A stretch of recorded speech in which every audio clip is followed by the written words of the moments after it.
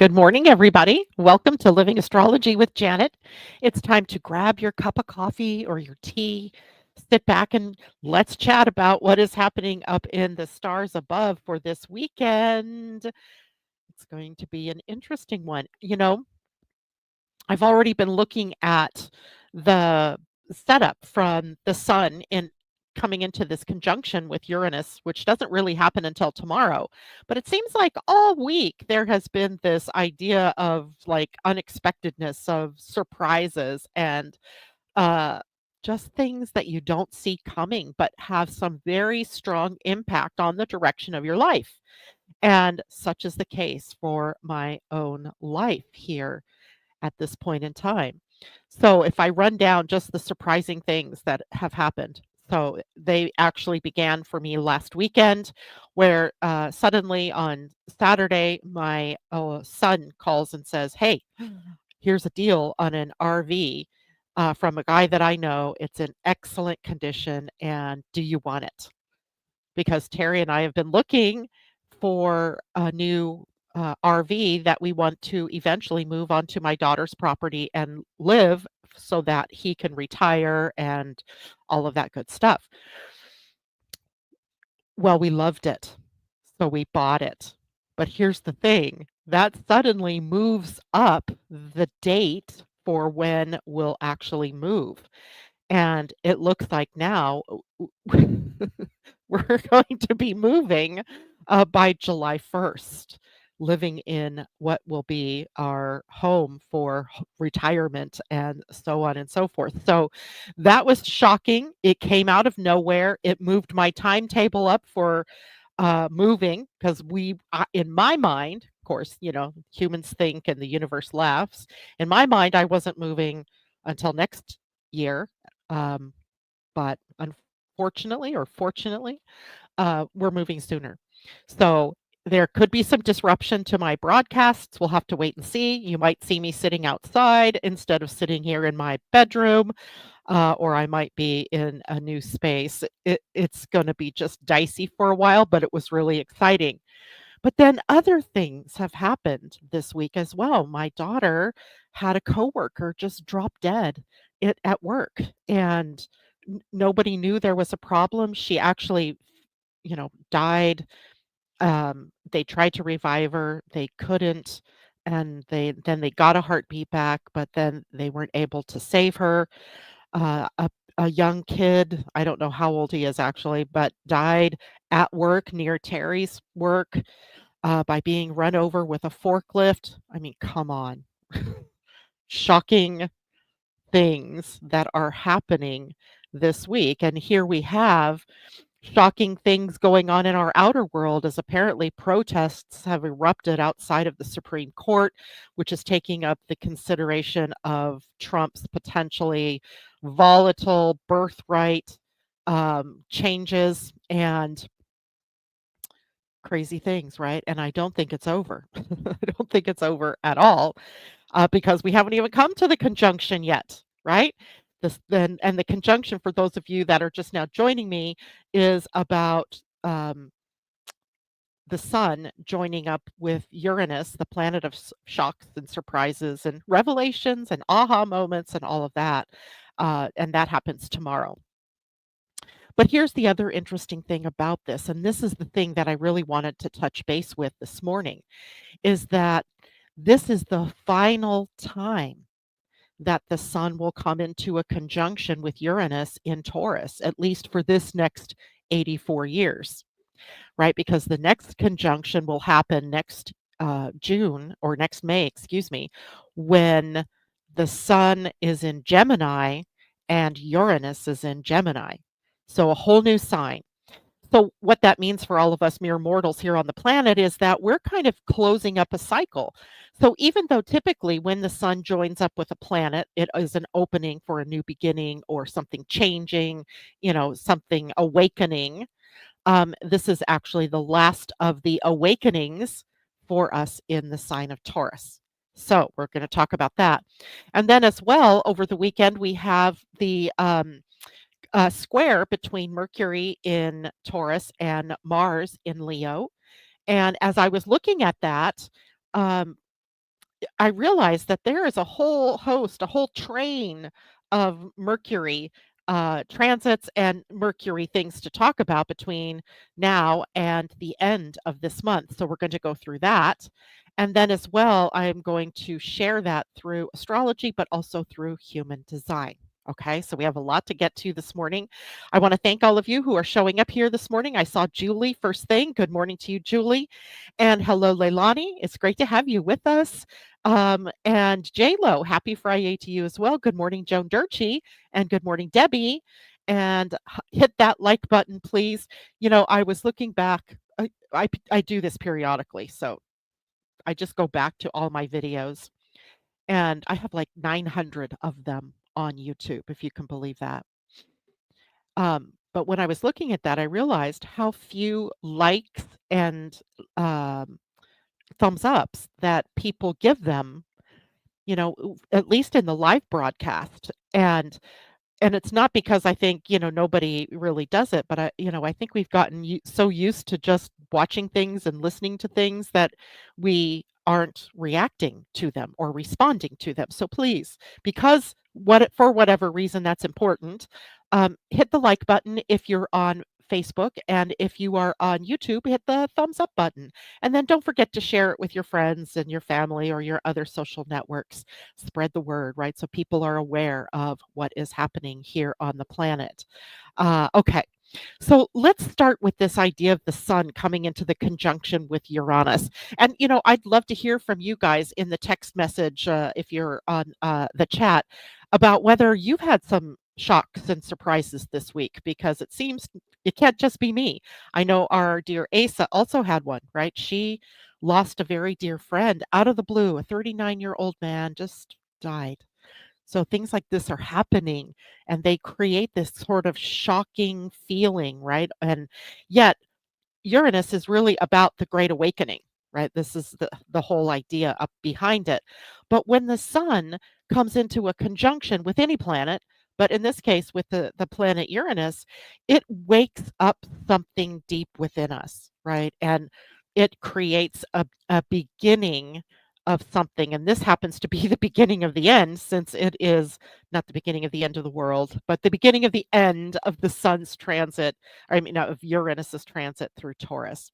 So we have this awakening of the Earth body that has been going on since 2018, when Uranus first moved into the sign of Taurus.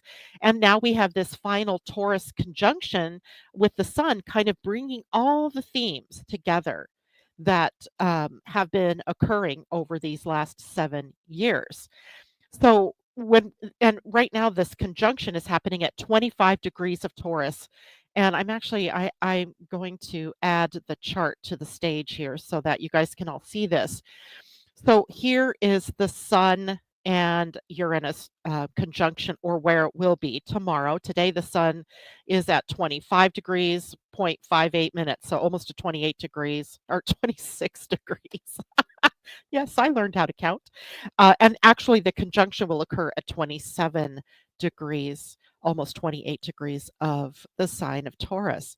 So it's an important conjunction, because it's not only because it's the last one in Taurus, but it also means that the next time the sun and Uranus meet, there will be a whole new message that's coming up for us to awaken to. And that's of interest, I think, for everybody. Now, Uranus entered, like I said, Taurus in 2018 and will exit in 2026 before we get to the next conjunction. And this final conjunction then symbolizes a sort of culmination, a bringing together of all of the themes, a sort of last illumination, if you will, of what Uranus has been shaking up in Taurus.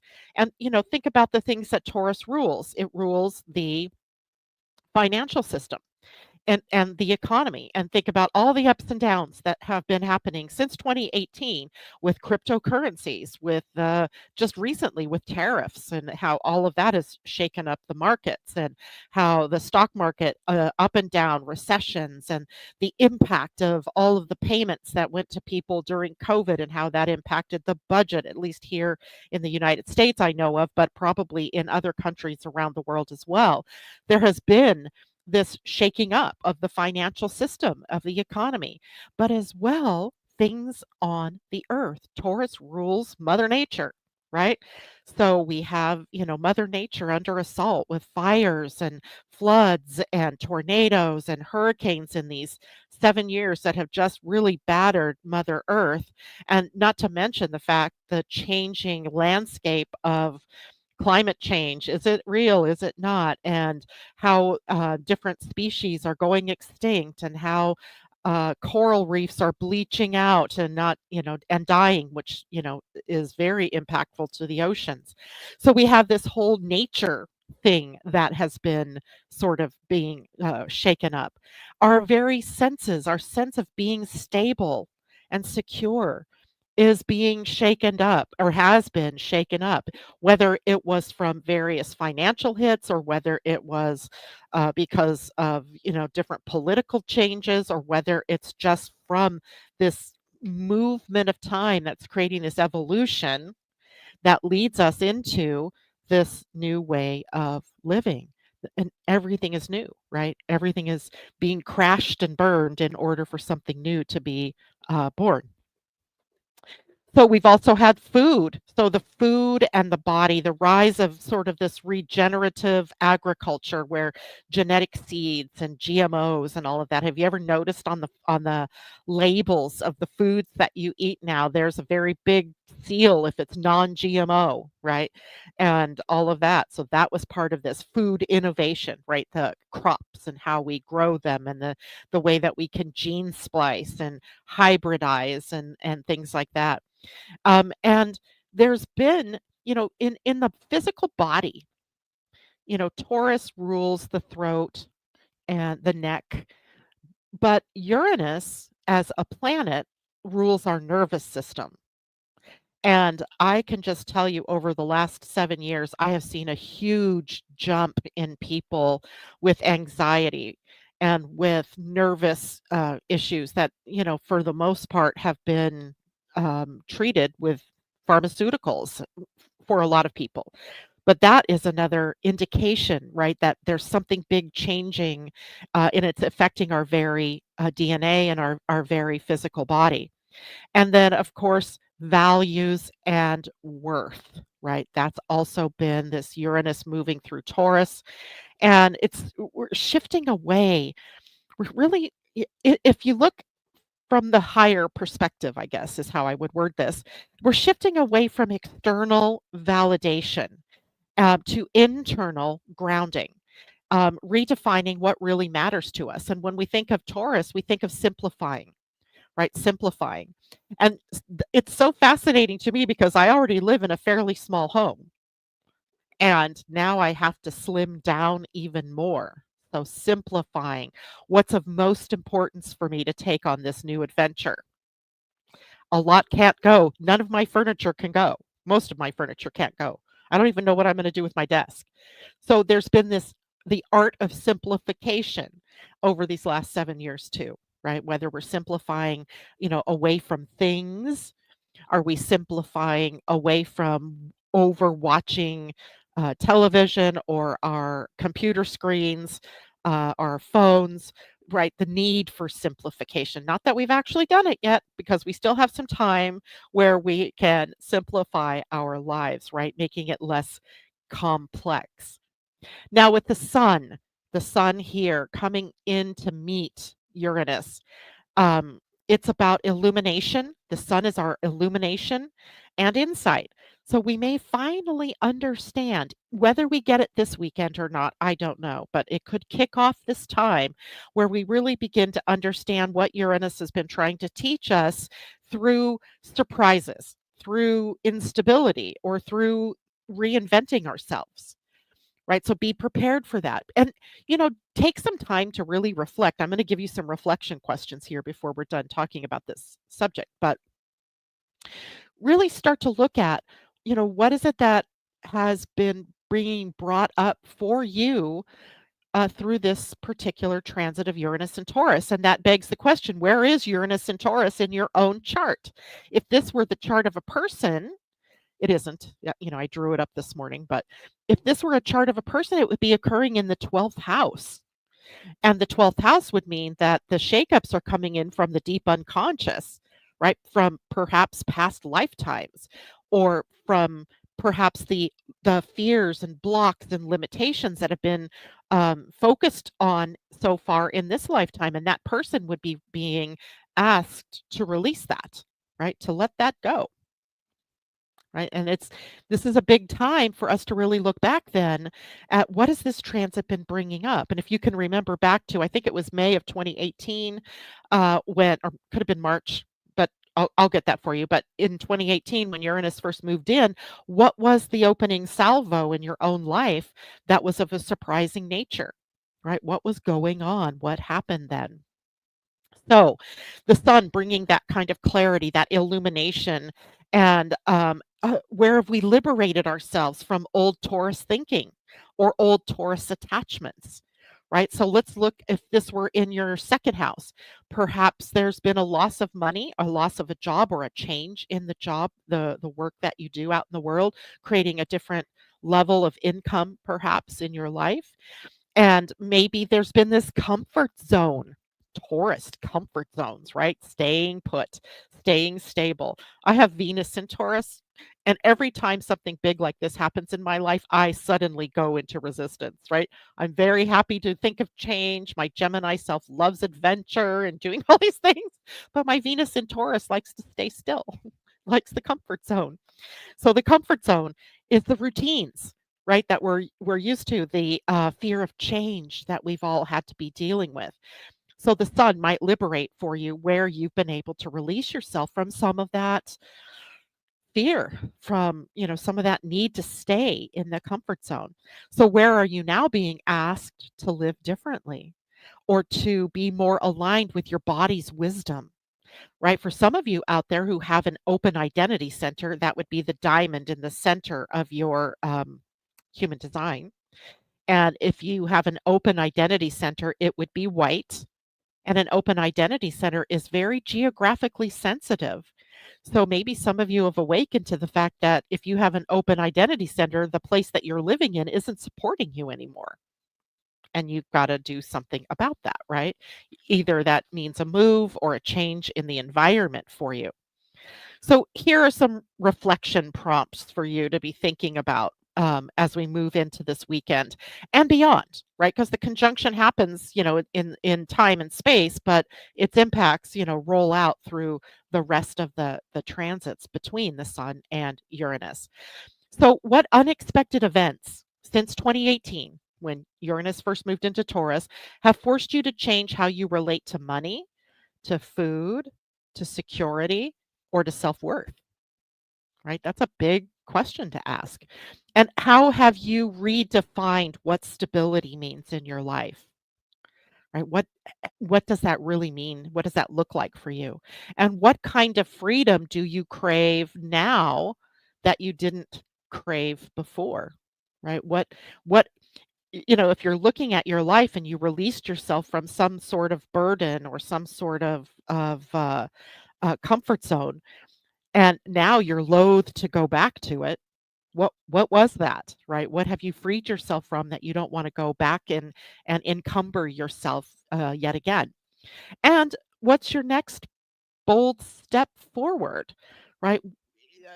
This isn't really just about where you are or what you believe in or things like that. It's really about your embodied authenticity. What's really truly you? That's what this ends up being all about in the end. So let me stop sharing this for just a moment and exit there. Okay, questions. How are you guys doing out there this morning? Um, da, da, da. Okay.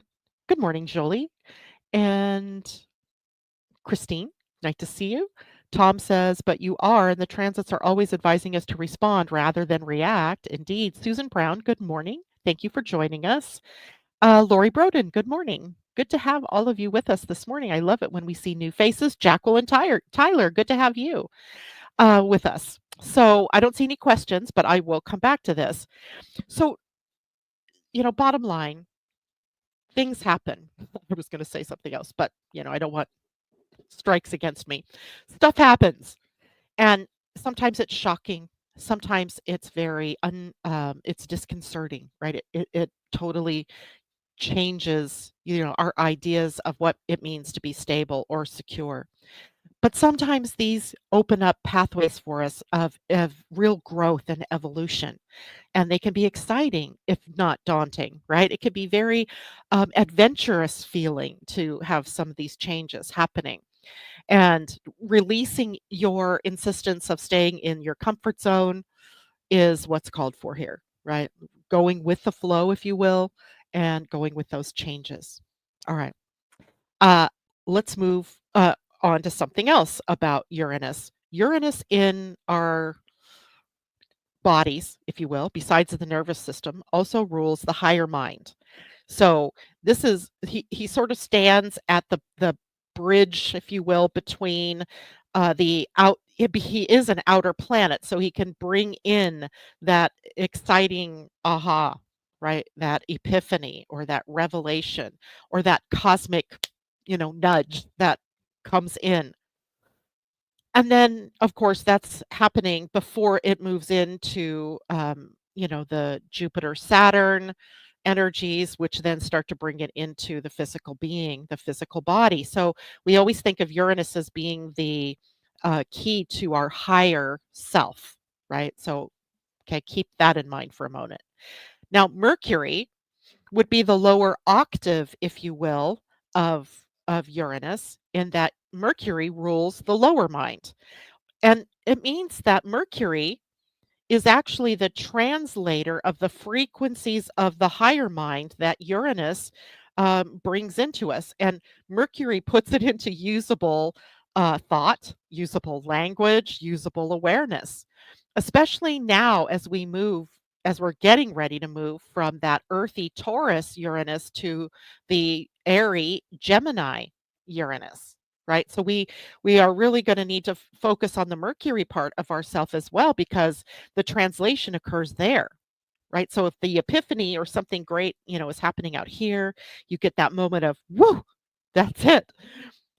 It's going to be Mercury that translates that information into what am I going to do with this, right? Or how am I going to live through this? So as I started looking then at Mercury for the rest of this month, he is highly activated. Right, so including an ending of the month with Mercury coming into the conjunction with Uranus, right? So I want you all to pay attention for these last couple of weeks. We have 2 more weeks, 2 more full weeks of May, and let's talk then about what is Mercury doing for these next several weeks. And we're going to look at this through astrology first, and then we're going to look at it through human design, just because I think that's fun too, right? Astro design. So I'm going to share my screen again with the astrology chart so we can see this, and I'll explain it as I go along, because I could only, if I tried to draw all of those, this whole thing would become a mess. But I did draw in the first aspect pattern that is happening, and that happens on Sunday, where the planet Mercury is going to come into a square with the planet Mars. So Taurus to Leo. All right. So look at your astrology chart, find Taurus. It looks like the bull, right, with the little horns. And then Leo looks like the mane of a lion, if you could picture the lion's face in there. So an upside down U, if you will, or a horseshoe. And this is the part of your life where this tension, this square is coming up over this weekend. So what it is this tension between the slower thoughts of Taurus energy, right? Taurus goes slower, and the fast acting Leo Mars energy. So we could feel in our own lives, with our own selves, with others in our lives, this impatience, right? Like, I just want to get going. I just want to move ahead. There's mental pressure. If you have an open head and ajna in your human design, which about 50 to 60% of you do, then you're under mental pressure all the time. And this can just add to that mental pressure, right? Where you're feeling the need to have to make a decision, or to decide that you've got to act, right? That I've got to do something, which can lead us sometimes to take inappropriate action, but then can also become a source of frustration. For you generators and manifesting generators out there, frustration is a clue that something is going on right within you. And that means sometimes in that frustration, arguments and conflicts and confrontation can leap up where we least expect it. And it can, become a clashing of values between you and another person. It could be about pride. Somebody says something that hurts your pride. So lots of different scenarios where the planet Mercury, the communication planet, and Mars come into some kind of conflict. So what do? Number one, don't jump to conclusions, right? When you hear something that somebody says, don't automatically assume that they're, beating you up or, browbeating you in some way. Yeah, because, Mars wants drama. Mars is a drama king on his own, but now you put him in the sign of Leo and he's even more of a drama king. But Mercury in Taurus is urging us to be thoughtful, right? To pace ourselves and our confrontations or our conversations in a slower manner, giving us apt time to respond versus react, right? So that's your first key. And use the square as a pressure valve then in your life. What's trying to be expressed that hasn't had a voice? And then what is the most appropriate way for you to express that? Okay. What's the healthiest way for you to express that? Is it maybe something that the frustration triggers, a is triggered from a past experience, let's say, and journaling maybe, or taking a walk and reflecting might be a better way to do it. Exercise or getting out in the garden, doing something active so that you're not so tempted to, leap on the thoughts that may be coming in. It's kind of an irritant it's an irritant aspect, if you will, in that it can be very tempting to be confrontational, to confront, even within your own self. Remember to be gentle and empathetic and compassionate with yourself and with others, without, leaping to conclusions or leaping, to the throat of somebody that says something or does something that irritates you. All right. So that's this Sunday. Now on May 20th, so just early next week, yes, May 20th. Oh my gosh, I can't believe this. Um, the time just seems to be flying by, doesn't it? The sun enters Gemini, right? So the sun moving into Gemini, shifting into Mercury's home sign, right? That sharpens our mental clarity, that our curiosity and our communication, and can also lead to more unfocused or scattered thinking.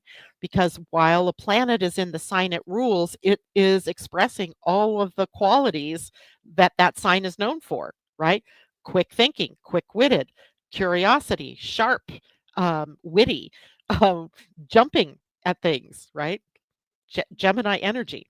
However, with the sun in Gemini, it is a highlight on our communication, right? Our communication skills. It maybe kicks off a more conversational time. Maybe it's idea based energy where we're sharing more of ourselves. Maybe our curiosity drives us to go looking for subjects or looking deeper into subjects that we've maybe not looked at before. So this is the sun. So it's a light, right? It's the illumination of that part of your chart. So find Gemini in your astrology chart, and it looks like, the Roman numeral 2 right here. This is Gemini. And then whatever house, the little pie shaped piece here is the house. Whatever house Gemini is in is where the sun's light will hit for the next 30 days or so, right? Or a couple days less. And if this chart were a person, this would be in their first house. So there could probably be new communication patterns coming up for them and how they relate themselves to others, right? Or how they share of themselves with others, how they use language, maybe. Um, Gemini also rules our siblings and our neighbors. Maybe there's new conversations between them and this person, if this were a person, and their family or their friends or their neighbors, specifically their siblings. It's a travel uh, sign as well, short distance travel. And maybe, as this is the prelude to the summer, maybe there are more trips, right? We have a holiday, at least here in the US, Memorial Day weekend, a 3-day weekend. Maybe we have trips planned. This is all kind of Gemini energy. It is about movement, it is about communication. It is also a sign that takes us into marketing, trade, and commerce. So I'll be interested to see what the Sun in Gemini brings up in terms of how the trade is going between countries at that time. And it also, the Sun moving into Gemini sets the stage for what will be later in the month, Mercury moving into Gemini, and then Mercury coming into the conjunction with the Sun. So we'll be talking more about that here in just a minute. Now, fast forward a little bit to May 24th.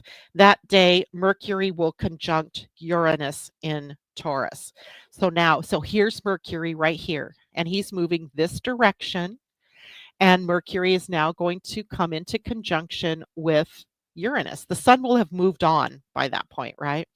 So by May 24th, the sun is already over here in Gemini, but Mercury still lagging a bit behind is in Taurus and will come into the conjunction with our higher mind, Uranus. So now we have this lower mind meeting the higher mind. And I think of that as a breakthrough moment, right? Maybe expect some sudden realizations or inspired thoughts, maybe flashes, of brilliance that come in, intuitive hits, right? We could call them, but messages from the higher self and moving down into, the lower self or the lower mind. So we have this connection, right, where energy can flow at the speed of light and the messages from the higher stream into the lower, right? And by the way, when I say higher and lower, this is not a value statement, right? It just is the way that we can connect them. The mind, for Mercury is placed here in our body or in our conscious awareness, where the higher mind is above that, right? It's in our higher self. Maybe think of it as in the fifth dimension, um, and maybe even in the above dimensions, right? Sixth, seventh, and bringing in new information to us. So this will be a great time to brainstorm with others, right? If you have a problem you need to solve or a project you want to get off the ground, this is a great time to get people together and brainstorm, or just have, a conversation with your trusted allies in your life. Who are those people? Are they family? Are they friends? And what does that conversation look like? But it's also a great time to journal, right? Maybe you're brainstorming with your own higher self through some kind of writing or automatic writing, right? If you're someone that could do that. Or just, stream of consciousness writing, where you just start to write. Maybe you have a question you want to ask of your higher self, and you ask that question and you just start doodle writing until, it some interesting stuff comes out. And be open to weird ideas, right? This isn't just, you know, Mercury mind energy. This is coming in from Uranus, so it could be like out of the box. It could be future oriented. It could be strange, right? But it might hold genius as well. And that's May 24th. Okay. And you could circle these dates on your calendar if you like, or you can just jot little notes down. But if you're in the Living Astrology membership, I've done all that for you. I have a beautiful PDF that is going to be placed in the membership later today. And remember, right now you can join for free for 30 days and you can have access to everything in there for that 30-day period of time. Try it. You might like it, right? And I'll post the link for that here in the chat just in a bit. So then Mercury on May 25th. So on May 24th, we have the Mercury conjunct Uranus, and the very next day, Mercury enters Gemini. So now, Mercury is coming to his home sign, and mental speed picks up. So it's not just the sun now that's been in Gemini. It is now the ruler of the sign of Gemini that enters there, enhancing our communication, whether that's writing or planning or teaching or learning or socializing, many different ways in which that Gemini energy of conversation can play out. Words have wings now, right? Use them wisely. They could be what uplifts somebody or what causes somebody to crash and burn, yourself included, right? As other people who aren't listening to the broadcast or don't know anything about astrology or think it's all bullshit, which, there's a lot of people out there that do. Um, they aren't in the awareness and they may be using words against you. So remember that, right? Forgive them. They know not what they do, right?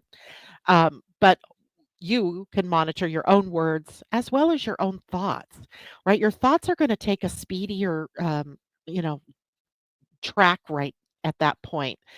And when that happens, we tend to get like scattered, right? We lose focus. And if we lose focus, then we have too many thoughts going around in our head and you're doing one thing and then you forget what you were doing and you go on to something else and you're like, "Wait a minute. Wait, I needed to finish that." And it can cause a lot of consternation for us because our minds seem to be under pressure at that point in time. Now, also on May 25th, Mercury comes into a sextile with the planet Saturn that is newly in Aries, right? Saturn moves into Aries on the 24th, and on the 25th, Mercury comes into a sextile, a 60-degree relationship from early Gemini, where Mercury is, to early Aries. I should say it the other way, from early Aries, where Saturn is, to early Gemini, where Mercury will be. So here's Aries, and what we'll see, we don't see it now, but we'll see Saturn. Here's Saturn right here. He'll be right at this point where he moved into Aries. And because Mercury will have just moved into Gemini, he'll be sitting at the same early spot in this sign. And that happens to form a 60-degree angle, which is called a sextile in astrology. And it's a harmonic kind of aspect. It works well, right? But what we're being tasked with at that point is about grounding in our ideas. All those Gemini ideas, those mercurial thoughts that are going on, need to find some grounding and practical structure. Now, Aries isn't necessarily known as a sign of grounding, nor is it known as a sign of structure. So we could have some difficulty trying to harness all of that thinking energy. And even though this is a harmonic, it may be one of those things where we have so many ideas and so many ways that we could do something that it could create some difficulty for us to really pin down what it is we want to do. However, it is very good timing wise for committing to a decision and for crafting a message that you want to get out to the world or get to, in a conversation with someone, or building mental discipline, right? Saturn really helps in this case with mental discipline. So the message there is mostly about how thoughts carry weight and how you can speak with authority, right? Can you see how this is these all these transits have been building up to a certain kind of behavior, in how we use our minds. And now thoughts carry weight and they can mature into actual authority in your life where you actually take action on those things in your life. Now, of course, we also know that Neptune is newly in Aries. And that means that Mercury, the very next day, the 26th of May, which is a week from this Monday, um, Mercury will move into the sextile with Neptune. And that's a new moon day, right? So we have a new moon. We'll have Mercury sextile Neptune, still close enough to the sextile to Saturn as well. So it's a complex sort of day that will be intuitive, likely, and maybe, even poetry in motion, right? That's what I think about Neptune and the Mercury in Gemini, poetry in motion, poetic downloads. The mind sort of softens here, becoming more receptive perhaps to hearing the wisdom from the higher self or from the soul, from the inside, right? It's ideal. It'll be an ideal time, especially because it's connected to the new moon, for visioning, right? For a vision quest, for spiritual study, for creative writing, for creative self expression, for artistry. Neptune is the higher octave of Venus, right? So artistry that has a very spiritual or etheric content coming through. So it's really paired beautifully having the new moon in Gemini there as the seeds that are planted in the thoughts that that point in time are being drawn from imagination and being drawn from perhaps our higher self, some being able to see beyond the physical, right? Seeing beyond where we are at this point in time. Grace also, right? If you can imagine yourself in a state of grace, then this is what will happen, right? You have this ideal time with the new moon to plant new seeds of thought in Gemini that will bear fruit over the course of that next month from the 26th of May through the end of June, right? When the next new moon occurs. And then on the 27th, next Tuesday, not next Tuesday, a week from this next Tuesday, we'll have the planet Mercury coming into a trine with Pluto in Aquarius. So here's Aquarius right now, and Pluto sitting at 3 degrees 47 minutes. He's in retrograde. So those deeper transformations are now happening on the inner planes as opposed to the outer world. And that's a tremendous evolutionary time for us all as we start to see what needs to be let go of for the future, what new things need to be built for the future. And now we'll have Mercury in the trine from Gemini air to Aquarian air. So we have the potential here for mental transformation, and it's what's hidden that becomes visible, right? That kind of busts out into our minds. So we might include deep insights with that, or some kind of psychological breakthrough if you've been dealing with things from the 12th house, the hidden stuff. Maybe soul to soul connection, right? Heart to heart connection.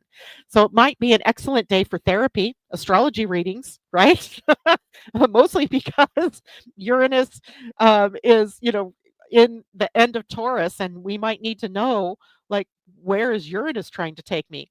And Uranus rules astrologers. But coaching, right? Another day for coaching or any form of truth telling, as Mercury here embodies the deeper truth in the connection that he's making with with the Aquarian Pluto. And then on May 30th, we have the Mercury conjunct the Sun. And that will happen here in Gemini, and it is the superior conjunction.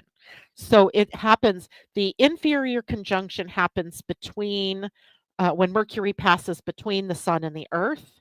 The superior conjunction happens when Mercury is on the other side of the sun. So it is a time that's very similar to the full moon feeling, where we're culminating something, where we're in the heart of the sun, right? Mercury isn't visible, it's cazimi. And it's a full moon moment, but it's a full Mercury moment instead. It's a full moon moment for the mind, let's say, right?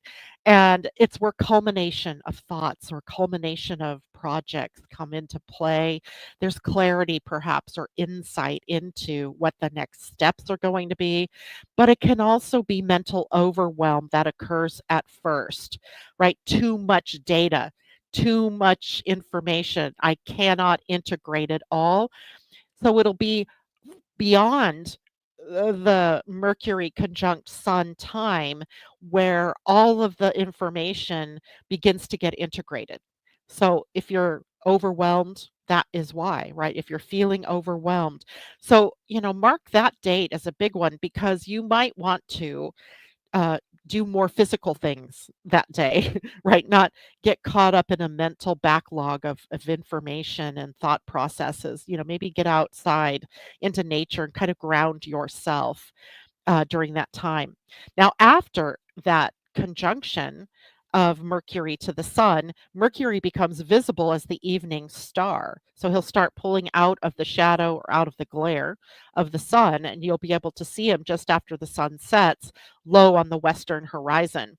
So ideas begin to make sense, in other words, at that point in time, right?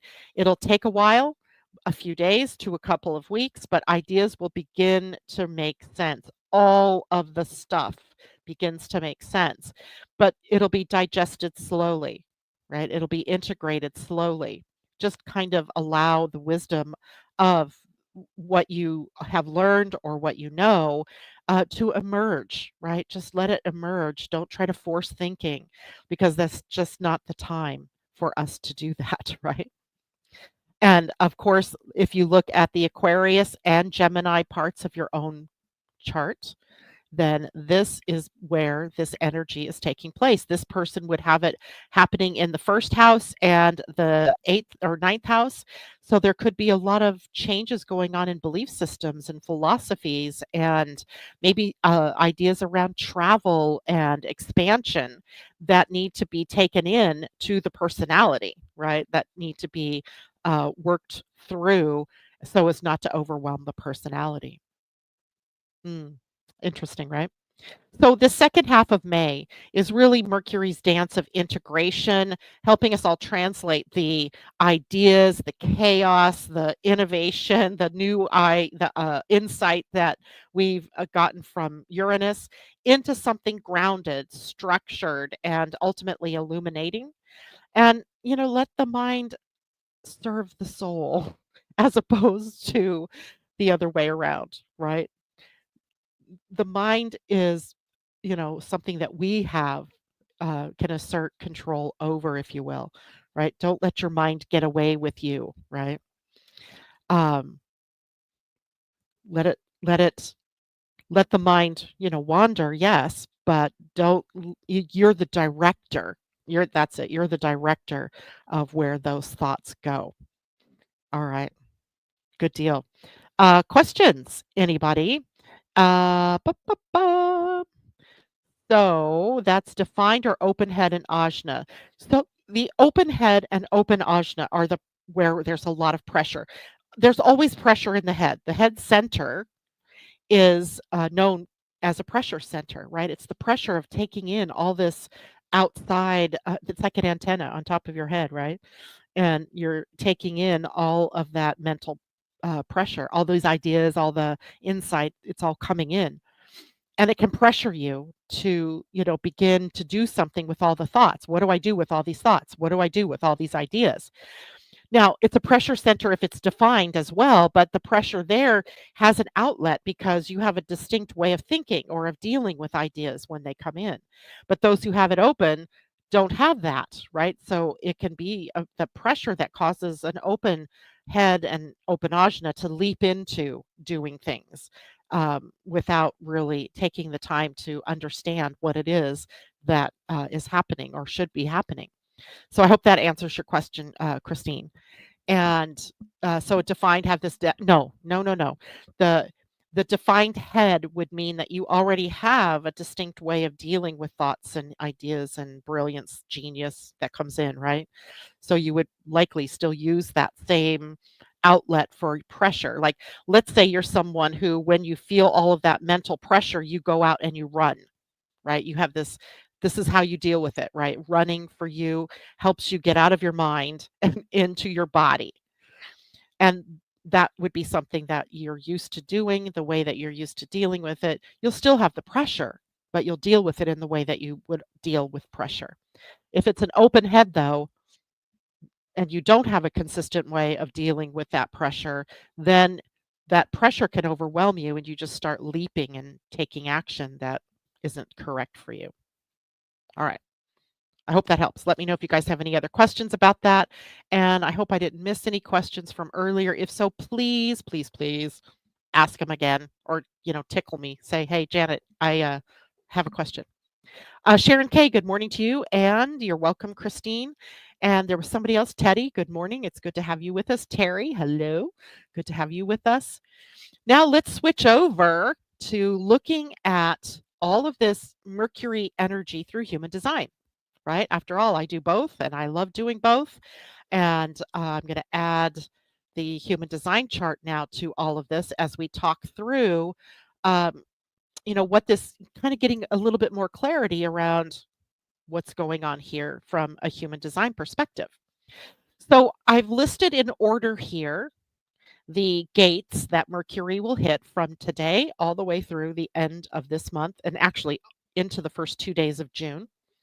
And at this point, as we, walk through each gate, we might see that there's, more to just the astrological aspect than meets the eye, right? So it's like this the lower mind is not just transmitting information, but it's evolving through different phases of receiving that information, of innovating with that information, of integrating that information that brings clarity and embodiment. So each of these gates gives us this little bit clearer picture of what is happening. In other words, we're translating this higher awareness into a more grounded expression, right? That's kind of the overarching theme. And it begins, with May 16th and 17th here, basically with Mercury in the gate 24. The gate 24 is on the ajna. We call it the gate of blessings in quantum human design, but it can also be called the gate of rationalization, where thoughts, we rationalize why something's happening and what have you. It is also known for mental processing and reprocessing and processing yet again and looping. In other words, it can create this looping thought process. Um, and the internalization of ideas of what we think until we get some kind of insight that helps us put it all into perspective. So, this will be a time, these 2 days, the 16th and the 17th, for us to reflect somewhat on what the mind is chewing on, right? The mind is probably chewing on something pretty big right now for you. And instead of, forcing yourself to take action, allow yourself to reflect on what all of this means, of what the course of action is that is best, and that kind of thing. Don't try to jump, right? The caution, though, here is rumination, where you get caught in the thinking loop as opposed to taking action. So it's a toss up here. You have to wait for clarity on one hand, but on the other hand, you need to be able to take action.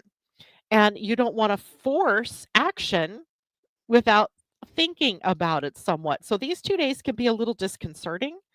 And it sets the stage for the Mercury square Mars on May 18th. And unresolved thoughts from, this 2-day period can lead us to be reactive, right? Either spewing reactivity through words, or doing things that, we later regret because we weren't grounded. So watch for that, right? That all of these thinking days, these 2 days, when we get to Sunday's Mercury square Mars, that we don't jump and leap, right? But also don't get caught in the mental looping. It's a total conundrum, isn't it? Now, from May 18th through the 20th, Mercury will be in gate 2. And gate 2 sits here on the identity center. We've just had the sun moving through this gate, if you'll recall. And the gate 2 is called the gate of allowing. And this is on the identity center. So it is all about direction and love and feminine receptivity in the gate 2. The gate 2 is the most yin gate of human design.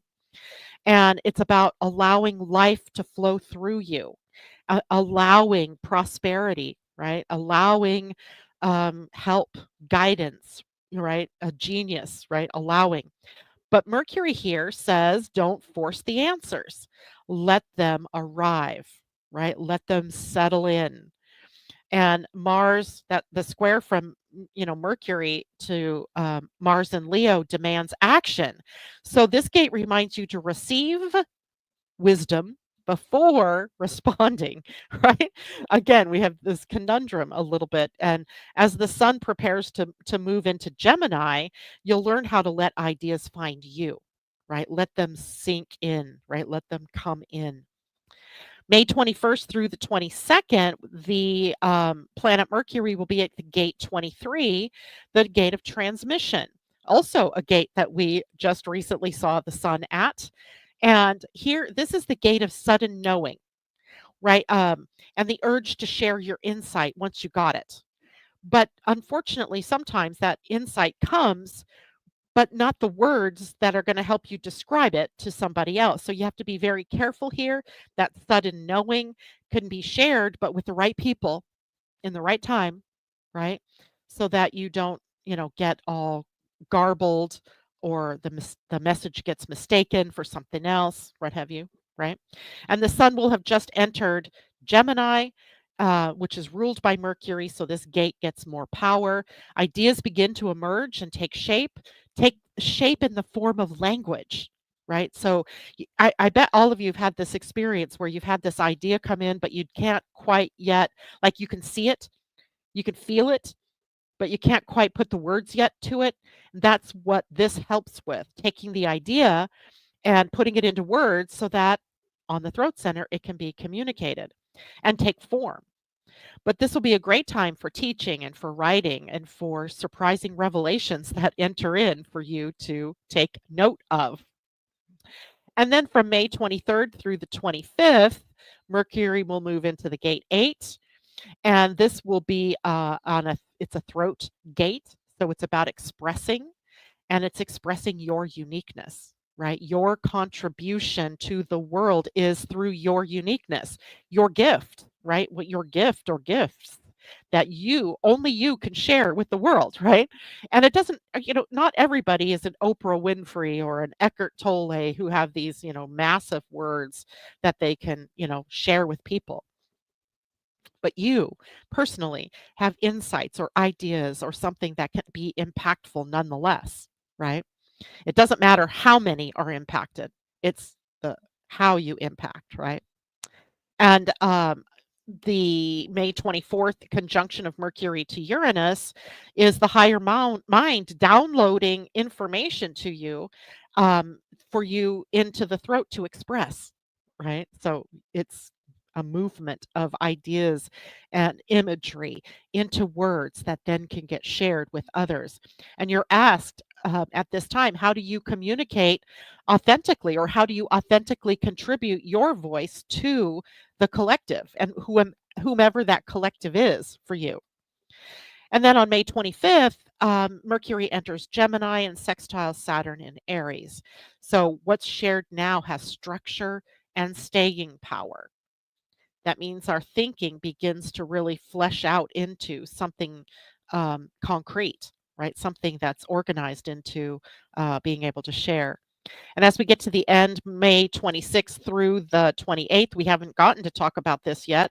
The sun moves into the gate 20, which is called the gate of patience. It's also on the throat center. And it is half of the channel that creates the manifesting generator in its archetype. And it means that we have to be patient to share our words, our ideas, and our thoughts in the right time, right? With the right people, the right moment. And it does end up connecting to the gate 34. So taking the right action in the right time. And this is also called the gate of presence, right? Being in the now. The gate 20 operates in the now. It's living in the now, speaking from what you know in this moment.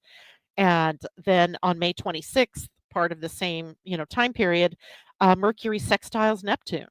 And there's poetic presence. There's subtle knowing, like the I don't know how I know what I know, but I just know, right? That's an important thing to remember as well.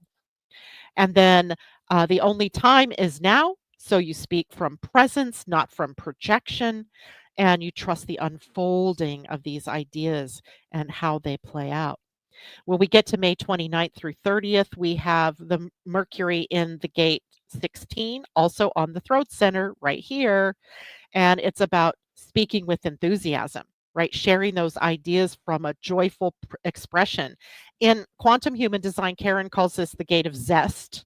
But to me, that's like a lemon or a lime and you're zesting them. So I like enthusiasm, right? This is the gate that shares with enthusiasm. And as we go through that time period, we are, going to experience that Mercury conjunct the sun, and let your voice and, be your gift, right? That's what that would say. And as we get it to the end of May and the first 2 days of June, we have Mercury then at the gate 35. And this is called the gate of experience. It's a throat gate again, right? Mercury is moving through where he loves, and that is the throat center, the speaking, communication. And now this is energy moving into action where experience is shared, where the new stories that are created from the experiences that we have are shared. So Mercury's journey is really coming full circle at this point, going from rumination, thinking and looping, to actually embodied storytelling, right? I did this, this is what happened, and sharing that with others. What have you lived through during this month that you are sharing? What's the story from your experiences that you want to share with others? So this month, Mercury doesn't just talk, right? He's traveling through the gates of insight, contribution, expression, and our job is to not rush the process, right? We don't want to push and, get things out too soon. So each gate in this process teaches us to listen before we speak, to receive before we share, and to stay present before we decide. And this is how the higher mind becomes real in our daily lives, right? So a very important end to the month of May, the merry, merry month of May. Okay, well, that was good, right? It took me through the whole hour. And good morning, Kamal. Good to see you out there. And let me quickly draw a card for the weekend. I don't want to shortchange anybody. Let's see what we should draw today. Hmm, this one just jumped out at me. What is this one? Star Codes Astro Oracle.